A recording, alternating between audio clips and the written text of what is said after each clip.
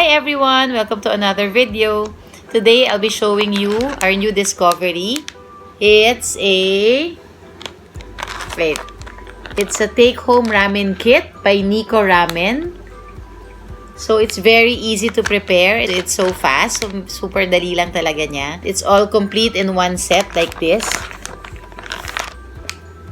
There. It has the noodles already. It has the pork, the seaweed, it has fish cake, and some mushrooms too. So, kumpleto talaga siya. Pag feel like having some ramen at home, and syempre ayaw mo naman lumabas, so you can just make your own at home. Super easy. It's by Neko Ramen Manila. I'll put the link below. Let's cook it now. Let's prepare. And it also comes in different ramen soup base. So they have shoyu, tantan men, tonkotsu, and gyuniku.